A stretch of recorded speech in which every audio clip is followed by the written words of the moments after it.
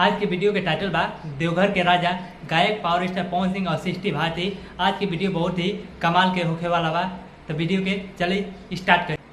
Hello guys, स्वागत बा रउआ सबके आपन भोजपुरी चैनल ओम ऑफिशियल पे। तो चलिए आज के वीडियो जौन बा ओके स्टार्ट कर जा। ज़्यादा वीडियो का लंबा ना कर जा। हर हर महादेव के नाम लेके जे देवघर के राजा भोले बाबा के चरण में जिंदगी समर्पित बा, जहाँ मुराद कबूल होला और मन से पुकारल जाला वहाँ हर कष्ट दूर हो जाला। इ गाना में जो नायिका बारी वो हाथ जोड़ के भोले बाबा के दर्शन कर रहल बा। बाबा के दरबार में ना कोई छोटा बा ना कोई बड़ा बा।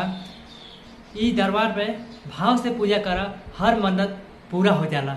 भोले के नारा लगेला जोश से, भक्त गावेला होश से। भाई हमार तो का कमाल के इ भक्ति भजन बा। देवघर के राजा देवघर अइले हो, बहुत ही कमाल के इ गाना बा। ऐसे ही ना कहा जाला कि पावर स्टार केहू ना बन जाई।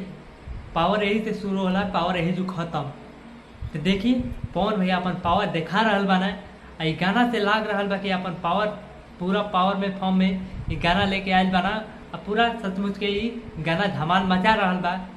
वो हमी के कहावत बा ना एगो कि सबर के फल मीठा होला। यही पवन भैया गाना ना लेके आवत ना रुकल ना, फिर एगो गाना लेके ना ऐसा कि जौन की एकदम पूरा धमाल मचा दिलस है। पूरा भोजपुरी इंडस्ट्री के हिला के रख दिलस है। और देवघर के पूरा जितना कांवरिया लोग बा ना सबके हिला के रख। भाई हमार हमी के खाली पावर स्टार भैया के नाम लेता नहीं जा।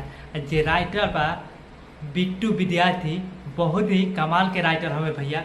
इनका गाना हर एक गाना इतना कमाल के होला ना, पूरा कहे मान के ना एकदम तहलका मचावेला इ गाना। जैसे यह गाना देख ले लो, देवघर के राजा देवघर अइले। भाई राइटर के काबिलियत तारीफ बा, बहुत ही प्यारा इ भजन निकले बा।